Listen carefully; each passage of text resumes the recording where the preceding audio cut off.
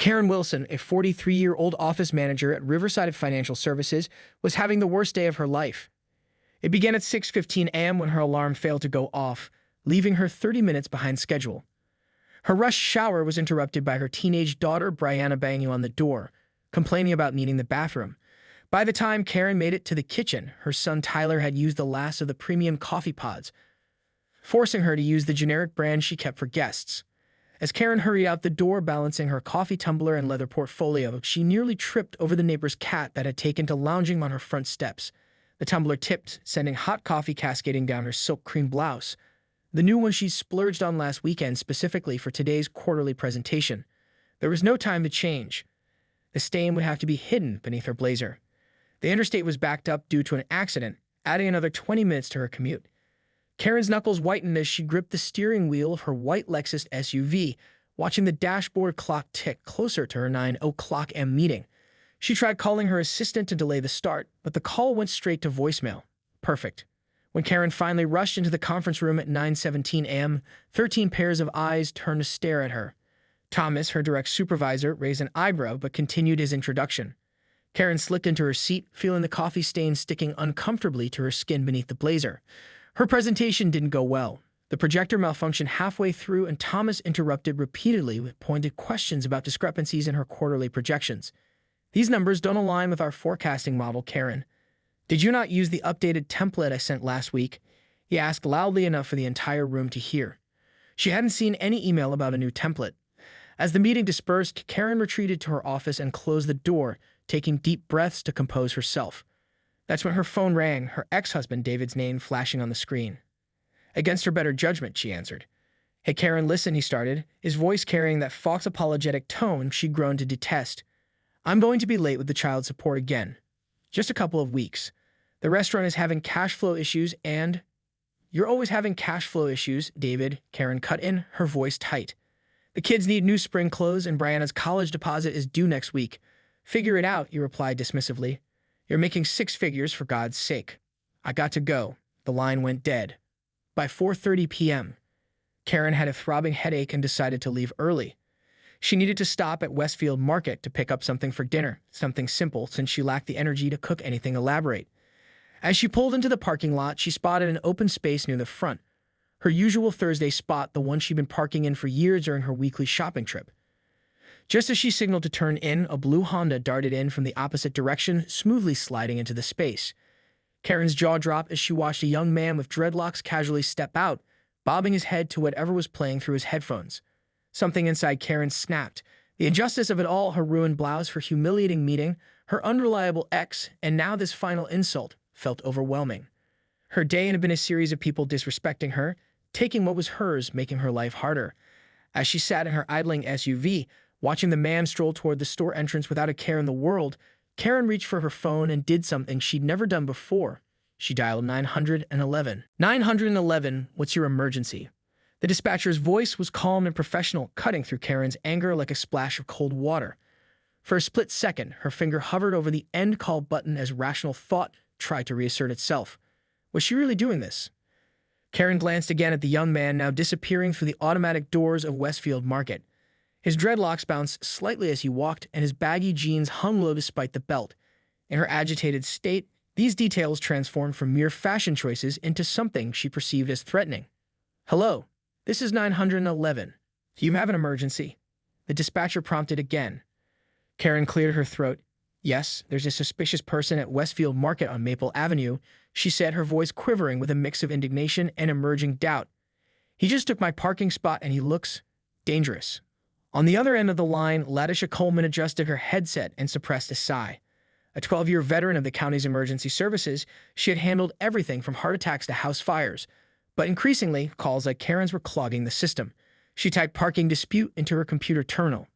Ma'am, can you describe the emergency situation? Is anyone hurt?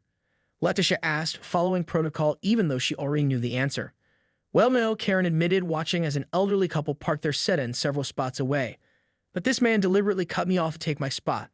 I come here every Thursday and everyone knows that's where I park. And he looks, like he doesn't belong in this neighborhood. Letitia's fingers paused over her keyboard. Ma'am, how exactly does this person look suspicious? Can you describe specific behaviors that are concerning you? Karen shifted uncomfortably in her seat. He's wearing those pants that hang down, and he has those dreadlocks. And he was playing music in his car really loud. I think he might be dealing drugs or something. Did you see any illegal substances or weapons? Ladisha asked flatly, already knowing the response.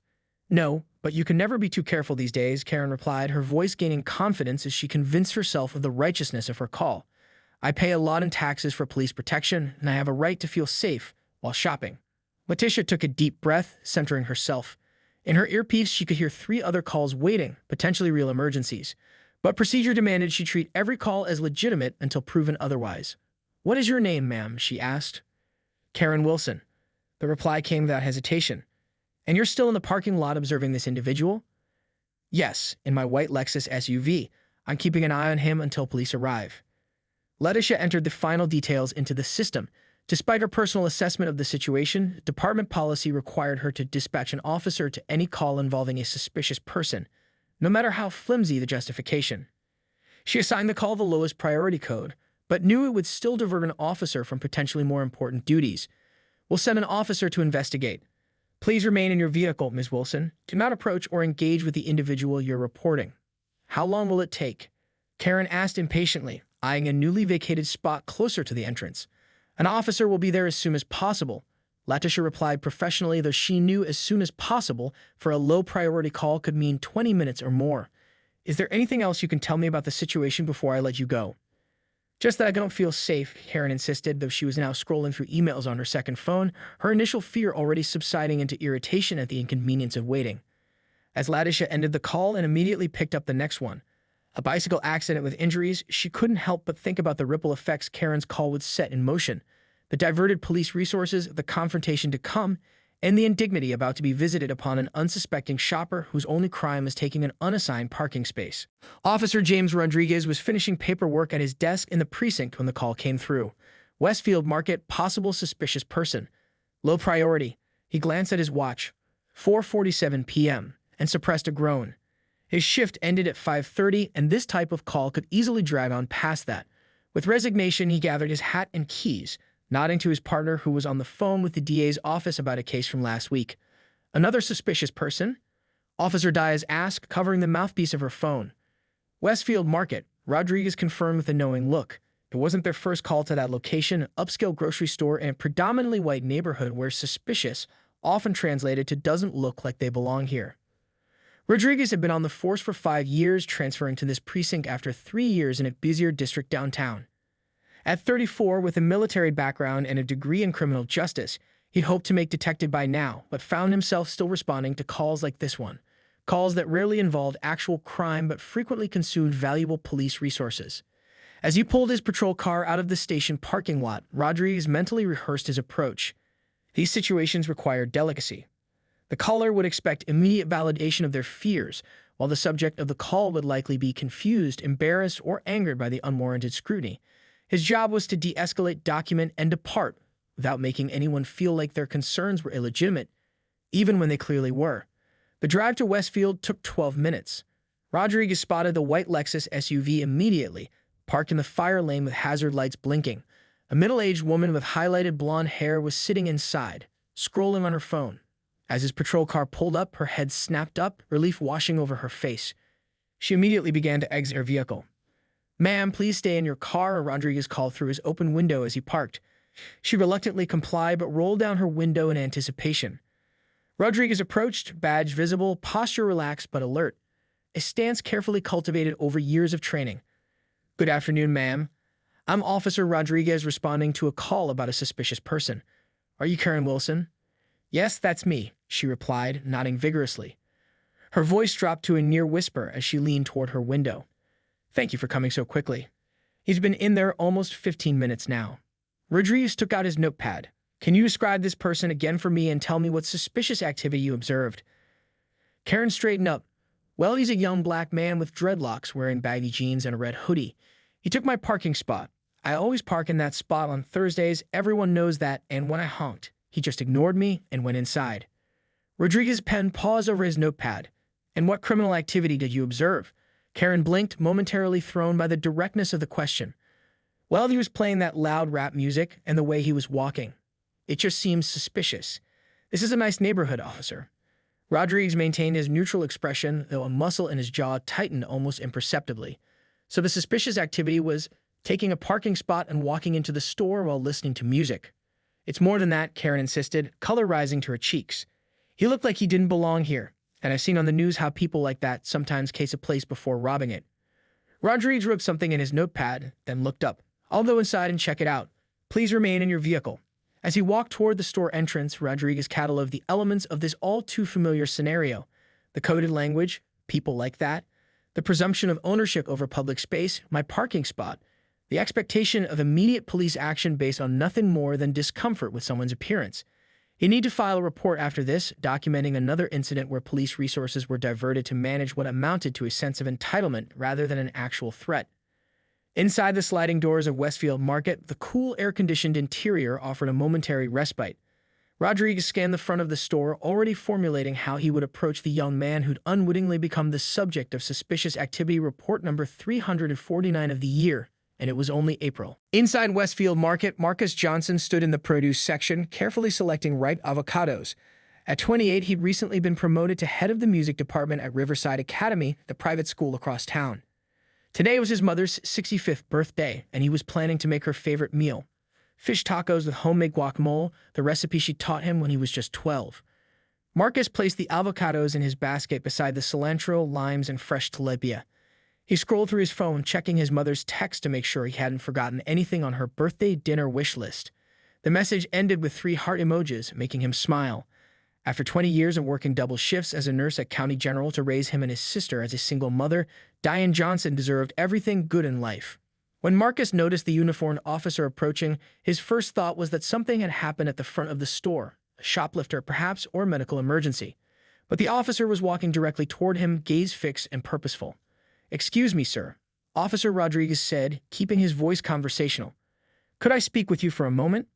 Marcus removed his earbuds, Stevie Wonder's Happy Birthday cutting off mid-chorus. "Sure, officer. It's everything okay?" Rodriguez observed the young man's basket, groceries, not anything suspicious, and his calm, confused demeanor. "Do you drive a blue Honda that's parked near the front entrance?"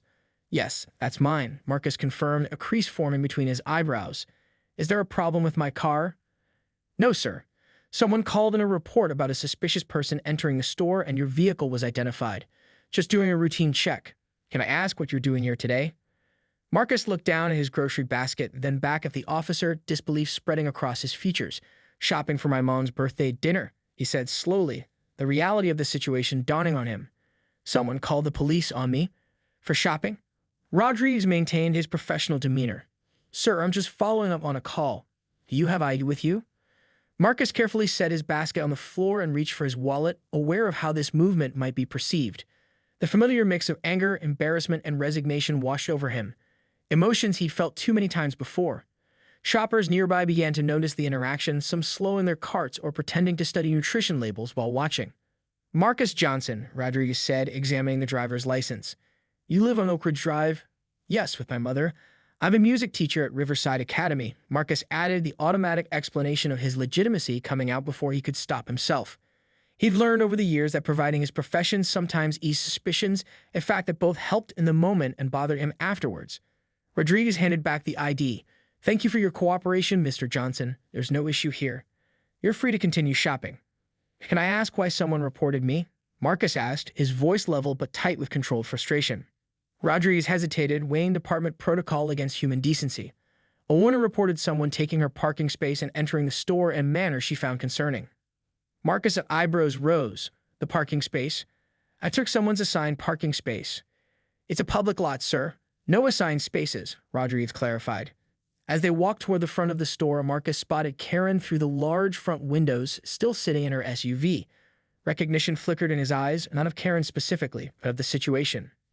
"Is that her?" he asked quietly. Rodriguez nodded almost imperceptibly. "Sir, you don't need to engage with the caller. You're free to finish your shopping and go about your day." But Marcus was already moving toward the exit, his stride purposeful but not aggressive.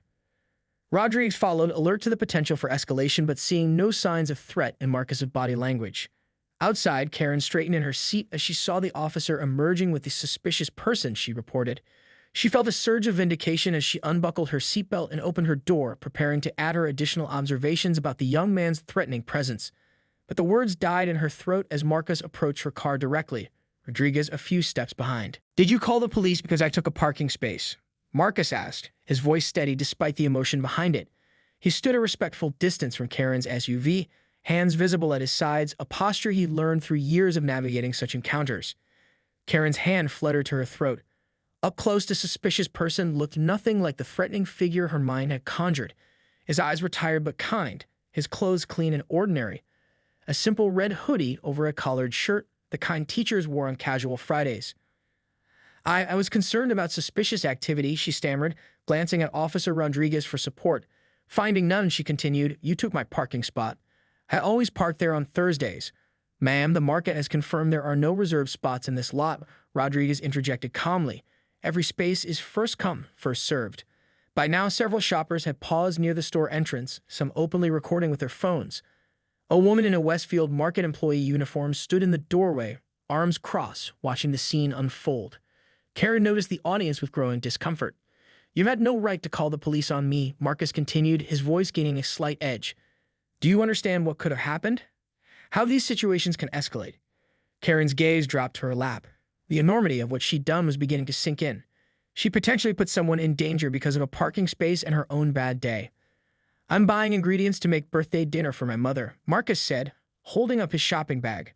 "She's turning 65 today. She worked as a nurse at County General for 30 years before retiring last year." Karen's head snapped up, a flash of recognition in her eyes. "County General? What's her name?" "Diane Johnson." Karen's face drained of color. "Nurse Johnson? From the maternity ward?" Marcus nodded, surprise registering on his face. Karen's voice caught. "She helped deliver both my children. She stayed with me through 20 hours of labor with my daughter when my husband couldn't get there. She gave me her personal phone number when I was struggling with breastfeeding." The irony hung heavy in the air. The one who had shown Karen such compassion and care during the most vulnerable moments of her life was the mother of the man she'd just reported as suspicious for nothing more than existing in her space. A small crowd had gathered now, their phones raised like a silent jury documenting the scene. Karen could feel their judgment, could imagine the social media posts already being composed. "Karen calls cops on black man buying birthday dinner for his mom who delivered her babies." "I'm so sorry," Karen said finally, her voice barely audible. "I had a terrible day, but that's no excuse. I never should have called 911. Officer Rodriguez stepped forward. "Ms. Wilson, I need to inform you that misuse of emergency services is a serious offense. In some cases, it can result in fines up to $1,000 or even criminal charges for falsely reporting an incident." Karen nodded numbly, accepting the yellow warning citation he extended. "The department won't pursue charges this time," Rodriguez continued, "but this incident will be documented. Any future misuse of emergency services will have more serious consequences." As Karen took the citation with trembling fingers, a notification chimed on her phone. It was Brianna, her daughter. "Mom, are you up? Someone just shared a video of you in the Westfield parking lot. It started to go viral on TikTok." Karen closed her eyes briefly, the full impact of her actions crashing down around her. When she opened them again, Marcus was already walking away, phone to his ear, presumably calling his mother to wish her a happy birthday and explaining why he might be late with dinner. Officer Rodriguez lingered a moment longer. "I suggest you finish your shopping another time, Ms. Wilson," he said quietly, "and perhaps consider how your actions affect others before making emergency calls in the future." Karen nodded, unable to speak as tears welled in her eyes. She started her car with shaking hands, aware that the consequences of her impulsive decision were only just beginning to unfold. By that evening, Karen sat alone in her kitchen, a glass of untouched white wine on the counter before her. The house was eerily quiet. Tyler had texted that he was staying at a friend's house to study, though Karen suspected he was avoiding the fallout from her viral moment. Brianna had locked herself in her bedroom after a tearful confrontation during which she'd shoved her phone in Karen's face, showing her the TikTok video that now had over 50,000 views and climbing. "Do you know how humiliating this is?" Brianna had cried. "Everyone at school knows it's you. Chelsea's mom called to ask if you were okay, but I could tell she was just being nosy. And Justin." Her voice had broken then. "Justin canceled our date for tomorrow because he doesn't want to be seen with parking lot Karen's daughter." Karen's phone buzzed again. She'd muted most notifications after the barrage began, but calls and texts from contacts in her address book still came through. This one was from Sandra, her neighbor across the street. "Just checking you're up. Saw the video. Yikes." Call if you need to talk. Karen didn't respond. She'd already received 32 similar messages, each with its own blend of concern, judgment, and morbid curiosity. Her boss had been more direct, the email notification still displayed on her lock screen. Karen, we need to discuss this incident tomorrow morning, 9 a.m. sharp. Thomas. Riverside Financial Services had a strict social media policy. Employees whose public behavior reflected poorly on the company could face disciplinary action, up to and including termination. Karen had even served on the committee that drafted the policy last year. She opened her laptop, though she promised herself she wouldn't look. The video had spread beyond TikTok to Twitter and Facebook. Local community groups were debating it, her name clearly visible in most comments. Someone had already created a meme template from her shocked expression when Marcus had confronted her. Worse were the comments. Classic Karen behavior. Call in the cops because a black man dared to park in her spot. My son goes to Riverside Academy. Mr. Johnson is an amazing teacher and one of the kindest people I know. This woman should be ashamed. I work at County General with Diane Johnson. She's a saint who saved countless lives, including my own during my heart attack last year. Her son doesn't deserve this harassment. Karen closed the laptop, unable to bear more. Her entire identity had been reduced to this one terrible moment, her worst moment captured forever and disseminated to thousands of strangers who now felt entitled to judge her entire character. The doorbell rang, making her jump. Through the peephole, she could see David, her ex-husband, shifting awkwardly on the porch. She considered not answering but knew he wouldn't leave. Not when there was an opportunity to gloat over her misfortune. I came to check on Brianna, he said when she opened the door, not quite me in her eyes. She called me crying. She's upstairs, Karen replied flatly, stepping aside to let him in. She doesn't want to talk to me. David lingered in the foyer, clearly uncomfortable. I saw the video, he finally said. Not your finest hour. Karen felt a surge of anger, then resignation. No, it wasn't. The restaurant's getting calls, he continued. People figured out I'm your ex. They're leaving negative reviews saying they don't want to support a business connected to, well, you know. The pit in Karen's stomach deepened. Her actions weren't just affecting her and her children.